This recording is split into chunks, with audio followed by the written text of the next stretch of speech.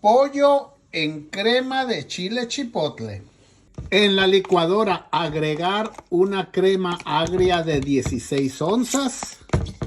Como esta de 16 onzas de cualquier marca. Una media crema de 7.6 onzas. Le agregas leche hasta la mitad y lo revuelves muy bien. La media crema y le agregas una lata como esta, media crema de 7.6 onzas. 4 chiles chipotles en salsa de adobo, como estos de cualquier marca. Una cucharada de trocitos con sabor a tocino, como estos de cualquier marca. Y una cucharadita de consomé de pollo. Tapar y licuar muy bien. Que quede bien molido. Agregar un chorro así de aceite de olivo. Y agregar de 8 a 12 piezas de pollo. Las puedes cocinar con la piel o sin la piel, como gustes. Agregar media cucharada de sal de ajo. Tapar y cocinar a fuego mediano por 8 minutos. Después de 8 minutos destapar y voltear todas las piezas de pollo. Las vamos a voltear para que no se vayan a pegar y se vayan a quemar. Así, todas las piezas. Ya que están volteadas, tapar y cocinar por 8 minutos más a fuego mediano.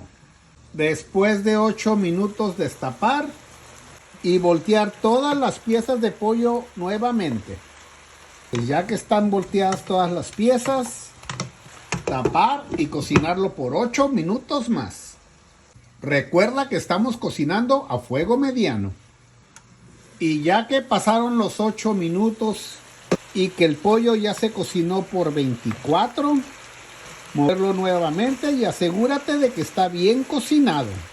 Mueve todas las piezas para asegurarte que no está pegado en el sartén y agregar la salsa. Toda la salsa de la licuadora. Así. Y lo que quedó en la licuadora le echas un poquito de agua para usar toda la salsa. Revolver muy bien todas las piezas con la salsa de chile chipotle. Y ya que empiece a hervir, apagamos y lo servimos. Y ya que mires que empiece a hervir, que ya están empezando a salir las burbujas, apagar y servir. Y así queda este delicioso pollo en crema de chile chipotle. Y así le echas un poquito más. Para que te animes a cocinarlo. Está bien sabroso. Saludos a todos. Espero y te animes a cocinar este delicioso pollo en crema de chile chipotle. Si te gustó el video, ponle like y compártelo con tus amigos. Saludos.